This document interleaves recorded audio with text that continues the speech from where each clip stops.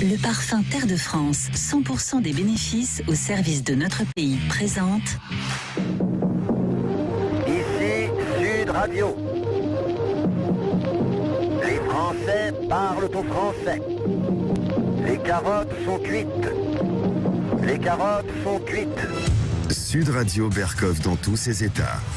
Vous connaissez évidemment le célèbre vers de la fable de La Fontaine, deux pigeons s'aimaient d'amour tendre.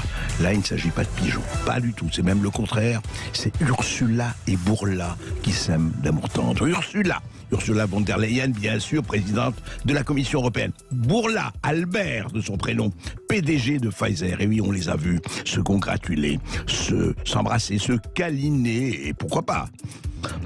Attention, rien sur la vie privée, mais en revanche, des échanges de SMS, des accords. Qu'est-ce qui se passe? Et puis, pas seulement ça.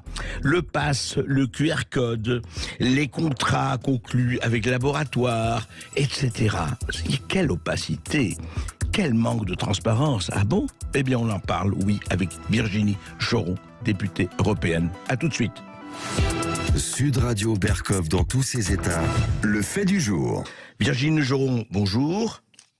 Bonjour. Alors, vous êtes, je le rappelle, évidemment, pour ceux qui ne le savent pas encore, mais je crois que tout le monde le sait, vous êtes députée européenne du groupe Identité et Démocratie, et vous êtes beaucoup intervenu justement sur ces questions de transparence et autres.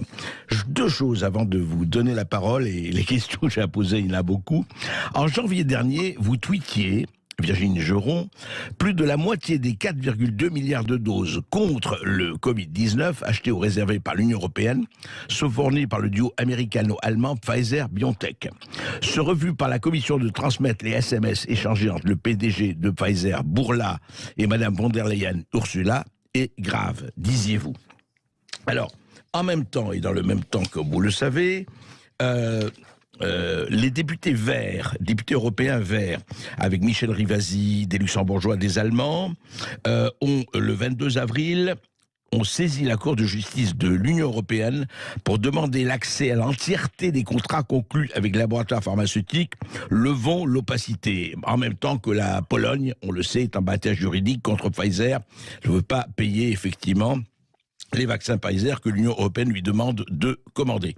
Alors, juste pour serrer les problèmes, Virginie Choron, d'abord vous, est-ce que cette histoire quand même de contrat, on l'a suivi, on la sait depuis des mois, que vous avez eu accès aux contrats, sauf qu'ils étaient noircis, tronqués, etc. Qu'en est-il exactement ?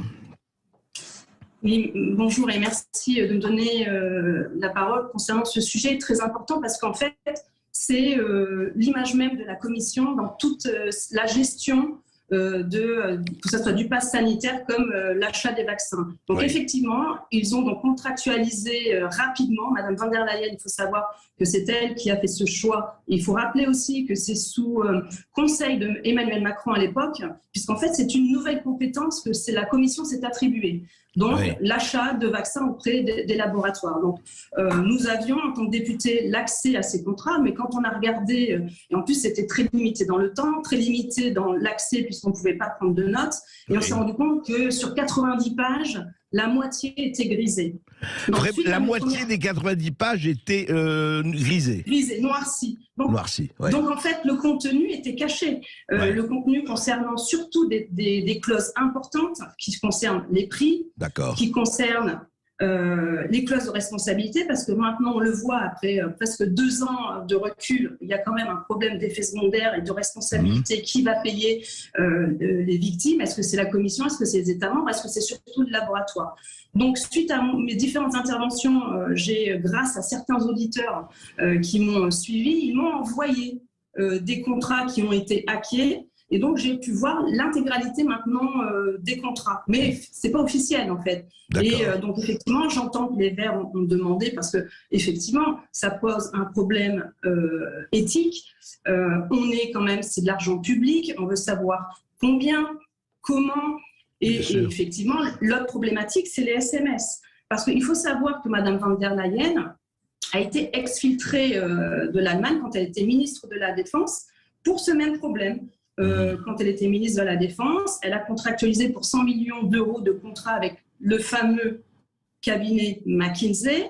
Ça a fait beaucoup de scandales en Allemagne et donc ils l'ont exfiltré. Qu'est-ce qu'ils ont pour la remercier, ils l'ont mis à la commission. Et donc elle a continué avec, pareil, la négociation des contrats où apparemment il y aurait eu des SMS entre elle et le PDG Bourla. Et aujourd'hui, on a demandé, c'est un sujet qui est sur le bureau de la médiatrice, pour que la commission nous transmette l'intégralité des SMS. Et aujourd'hui, on n'y a pas accès. Je comprends. Virginie Jérôme, mais revenons à ça, puisque vous avez eu accès, et c'est très important, parce que longtemps, ça n'a pas été possible pour les députés européens, évidemment encore moins pour nous, au contrat entre la Commission européenne et les laboratoires pharmaceutiques non grisés.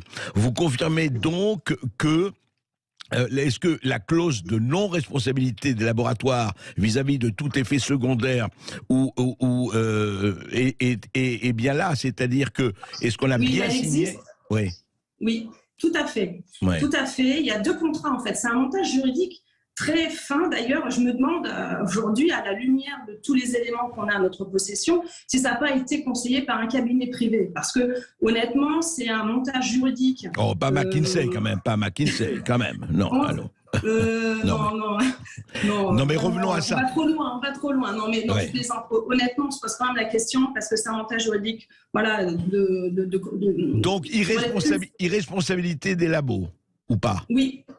Tout à fait. Dans le contrat de la Commission, irresponsabilité des laboratoires. Et il y a un autre contrat, et c'est celui-ci que la Pologne dénonce. Oui.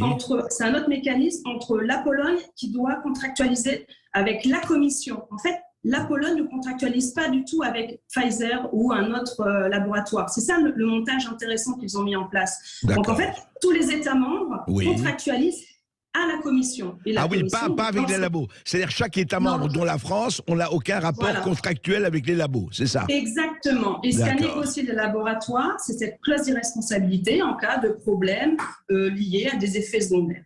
Donc ça, c'est un vrai problème parce qu'on va le voir, la responsabilité des laboratoires qui n'existent pas va être engagée, enfin, elle va se retourner contre les États membres. Donc c'est les États membres qui vont supporter les futurs procès et autres, qui malheureusement vont commencer à poindre dans les jours dans les mois qui arrivent. Et on a déjà vu qu'il y a quelques cas qui sont en cours.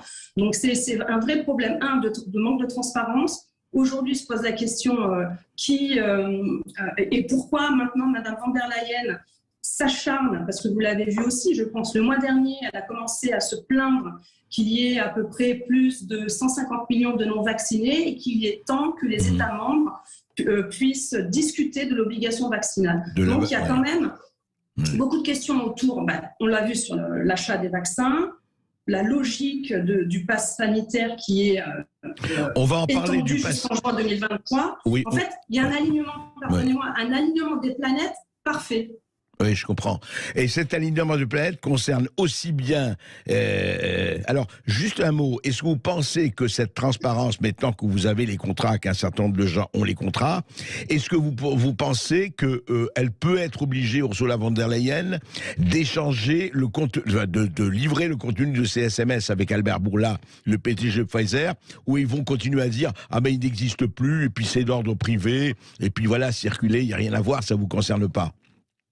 Alors, on a déjà eu ce débat en plénière le mois dernier. J'étais déjà intervenue puisque, en fait, effectivement, ça fait beaucoup de bruit au sein du Parlement, que ça soit par mon groupe ID, mais d'autres députés européens d'autres bords politiques. Oui. Donc, il y a eu un débat à ce sujet. Déjà, elle n'est pas venue se présenter à ce débat. Elle a envoyé un autre commissaire. Et bon, la réponse qu'ils nous ont donnée, puisque c'est la commission effectivement qui répond au nom de Madame von der Leyen, ça a été de dire que c'est un élément qui ne fait pas partie des négociations, donc on n'a pas à vous retransmettre les SMS. D'accord. Donc circuler, il n'y a rien à voir. C'est ça.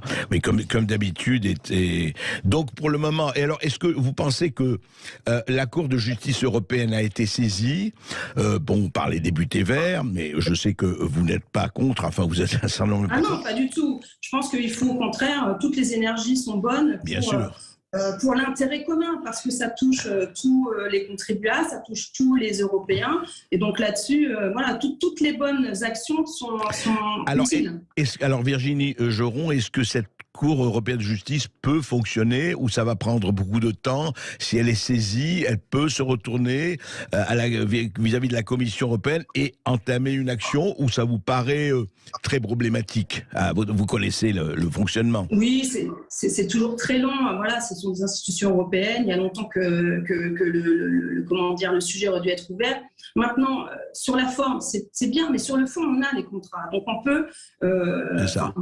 On peut les attaquer. Déjà, je sais que beaucoup d'avocats ont une copie de ces contrats, donc on a le contenu. C'est le plus important. C'est sûr. Maintenant, c'est le plus important parce qu'effectivement, maintenant, on se rend compte que ces clauses, sont illicites. Et d'ailleurs, à l'époque, quand j'avais ouvert le dossier, il y avait déjà eu des cabinets d'avocats qui avaient planché sur ces clauses et avaient déjà émis des notes à la Commission. Donc, elle le sait, la Commission, qu'il y a un problème au niveau de ces clauses qui sont considérées en droit comme illicites. Elles sont considérées comme illicites au regard du droit.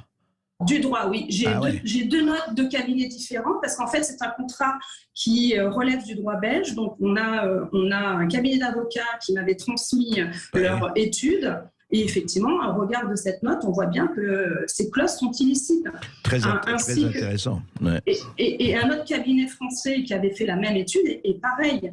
Donc, en fait, ce recours, oui, c'est bien. Il faut communiquer sur la problématique du manque de transparence de ces contrats. Mais sur le fond, on a un vrai problème d'irresponsabilité des laboratoires. Oui. Les cas commencent à affluer. Et on verra que le problème, c'est que ce sont encore les contribuables qui vont payer la note. Oui, n'oublions jamais que c'est l'argent public. Virginie Geron. Exactement. Madame le député, restez avec nous. Après une petite pause, nous allons aborder l'autre problème, le fameux pass sanitaire européen, le système effectivement d'un QR code au niveau européen. Qu'en est-il? On en parle tout de suite avec la députée européenne Virginie Geron. À tout de suite. Ici Sud Radio. Les Français parlent au français. Je n'aime pas la blanquette de veau. Je n'aime pas la blanquette de veau. Sud Radio Berkov dans tous ses états. Oui, les nuages et l'opacité entre contrats, effectivement, les contrats pour plusieurs milliards, sinon dizaines de milliards de doses de vaccins, et l'Union européenne et la Commission européenne, eh bien, les nuages sont en train de se lever, le brouillard aussi. On en parle avec Virginie Geron, députée européen du groupe Identité et Démocratie. Alors, Virginie Geron, je voulais aussi parler d'autre chose, d'un autre sujet tout aussi préoccupant. Vous avez très récemment interrogé Thierry Breton, qui est le commissaire européen au marché intérieur. Et voici ce que vous disiez. Le pass sanitaire européen est prolongé jusqu'en 2023. À la faveur de la pandémie, vous nous faites entrer dans un système de traçage, de contrôle, de limite, voire d'exclusion, pourtant contraire au principe de la liberté de circulation. Cette liberté constitue la pierre angulaire de la citoyenneté de l'Union. Tout est prêt, le QR code associé à la photo et au vaccin. Il n'y a plus qu'à choisir le support, une appli ou une puce implantée. On en est vraiment là, Virginie Geron ? On y est presque. Malheureusement, comme je l'ai dit en début d'émission, on a un alignement parfait des planètes. L'achat de vaccins, on a eu un pass sanitaire mis en place en France qui a duré 2 ans avec des règles les plus absurdes possibles. Et puis en même temps, on a cette mise en place d'un portefeuille numérique d'identité européen où on va nous faire croire qu'on n'a que des avantages à rentrer dans ce système. Et comme je l'indiquais à Thierry Breton, qui est aussi commissaire du numérique, je lui posais cette question parce que c'est lui, effectivement, avec la Commission, qui impose ce nouveau système. Et en fait, la vraie question, c'est est-ce que le certificat Covid, qui a donc été contraint et forcé en France, et c'est d'ailleurs la réponse qu'il m'a faite Thierry Breton, n'est pas en fait un système qui nous permet de planifier une méthodologie et non pour freiner la pandémie. Et en fait, ça a été sa réponse, une identité de numérique européen, où effectivement, européenne, où dedans on va pouvoir mettre notre permis, notre dossier médical, notre QR code sur notre statut vaccinal. Donc ça, c'est plutôt les avantages pour la la liberté de circuler. J'allais vous dire, de ce point de vue, c'est avantageux, c'est pas mal d'avoir une... Pourquoi pas ?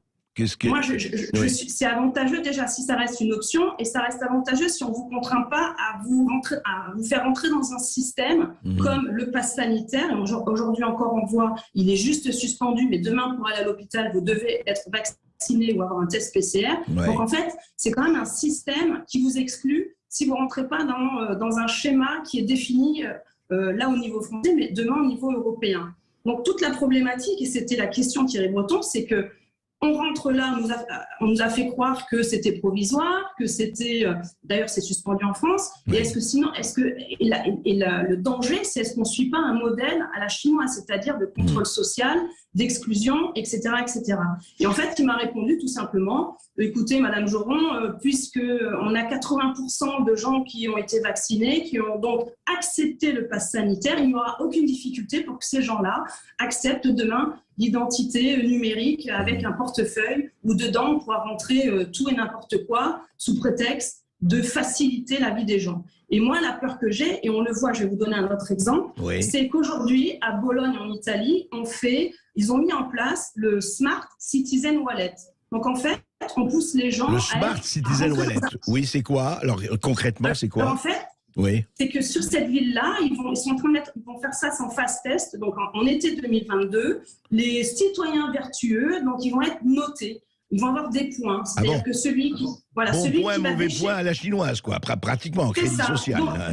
Donc la crainte qu'on avait avec le pass sanitaire qui était normalement provisoire, qui aujourd'hui au niveau de la commission va être étendu en juin 2023 et qui en même temps, à l'alignement des planètes, on nous sort le passeport numérique et on sait très bien que dedans on ne doit pas rentrer ce certificat Covid.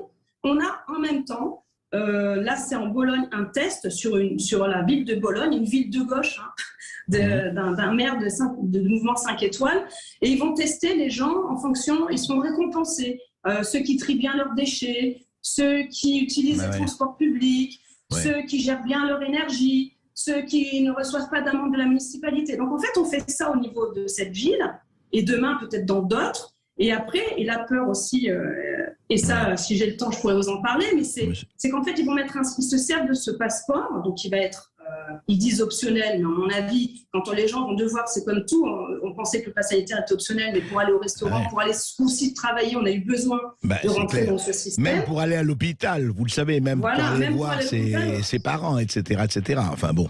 Voilà, aujourd'hui, ça perdure ce système. Et demain, nouvel engrenage, ça sera avec la taxe carbone. Donc là, il faut un essai sur le tri des déchets. Vous avez vu, c'est sur l'énergie. Donc ceux qui ne vont pas rentrer dans ce système, ils seront taxés, ils seront exclus, il y aura des points. Un système donc dit à la chinoise. Et ça va être, pardon Virginie Joron, excusez-moi, ça va être appliqué, ça va être appliqué à Bologne cet été, ce Smart Wallet là. Smart Citizen Wallet, voilà, donc c'est une décision du maire, et donc ils font le test sur cette ville de Bologne à partir de cet été. Donc voir un petit peu si les gens vont accepter de rentrer dans ce système. Donc à suivre, parce qu'effectivement, si les gens vont l'accepter parce qu'en fait, si c'est des points, donc si c'est des récompenses financières, avec la crise économique, évidemment, certains vont essayer de rentrer dans ce système. Mais la difficulté et toute la problématique, c'est pour ça que je suis vraiment sur ce sujet, parce que je ne suis pas contre le passeport, je ne suis pas contre la signature électronique qui a aussi certaines vertus, ça facilite les choses, je ne suis pas contre la 5G. Donc il y a des bons côtés. Ce qui me pose problème, c'est ce contrôle et cette exclusion. On l'a vu avec le pass sanitaire. Thierry Breton me disait, oui, on n'est pas quand même la Chine. J'ai envie de dire, je sais pas. Évidemment, sur certains points, on n'est pas la Chine, on n'est pas. Mais c'est-à-dire qu'il y a une pente là-dedans, il y a une ouverture. Il y a une pente, exactement. Et quand on voit, et c'est pour ça que j'en ai parlé tout à l'heure, quand Madame von der Leyen alerte les 27 États membres en leur disant, il faut absolument qu'on ait une discussion ferme sur l'obligation vaccinale. Moi. Et on sait très bien que c'est un système qui va encore nous contrôler, nous exclure. En fait, est-ce qu'il y a, alors, Virginie Joron, est-ce qu'il y a aujourd'hui, alors on parle, à votre avis, combien de pays européens sont prêts à la vaccination obligatoire? La France, Est-ce qu'on sait ou on ne sait l'a pas? bien vu. Macron l'a dit, il l'a dit durant les débats. L'Allemagne a essayé de faire passer la loi, ils l'ont refusé. En Autriche, c'est pareil. Donc, il y a eu un contexte, effectivement, peut-être trop tôt, qui fait que les gens ne sont pas prêts à passer à cette obligation. Il suffit d'attendre cet hiver, voir un petit peu s'il ne va pas y avoir un nouveau variant. Ouais. On l'a bien vu, la gestion de la peur a été telle qu'on a poussé les gens à. Donc je pense qu'il y a une stratégie qui va être mise en place au regard de cette volonté de Van der Leyen. Il y a une possibilité. Et effectivement, il y a une grande possibilité. De toute façon, tout démontre que la Commission continue à acheter des doses. Oui. La Pologne, vous avez vu cette semaine, a souhaité suspendre les commandes parce qu'elle a un stock trop important à écouler. Et là, apparemment, la Commission n'était pas contente. Donc tout ça, c'est des dossiers qui vont être que je vais suivre. Et puis après, pour finir, parce que je vous ai dit, il y a tellement de sujets qui sont importants parce que ça va toucher le quotidien des Français, c'est qu'après, là, je n'ai pas eu le temps encore de regarder ce qu'il y a dedans, il y a cette note-là. Donc après, le pass sanitaire, après la taxe carbone, il y a aussi ça qui va arriver. Le digital euro. C'est-à-dire qu'en fait, ils sont en train de réfléchir à la mise en place aussi de la digitalisation de l'euro, donc de la monnaie. C'est pour ça que vous voyez de moins en moins... C'est pas la crypto-monnaie, mais c'est la monnaie digitale, c'est ça? Exactement, l'euro digital, qui rentrera dans ce portefeuille. D'accord. Eh bien, écoutez, on va suivre tout ça avec vous, avec d'autres. Merci de ces éclaircissements. En tout cas, pour l'euro digital, il ferait bien d'aller vite parce que l'euro est en train de baisser face au dollar de manière absolument exponentielle. Donc, avant de se retrouver à zéro, on verra ce qui va se passer. Merci Virginie Joron. Et je rappelle que merci à vous. Député européen Rassemblement National du groupe Identité Démocratie. Eh bien justement, l'euro digital arrangerait bien une certaine compagnie, BlackRock. On en parle tout de suite. Sud Radio Berkov dans tous ses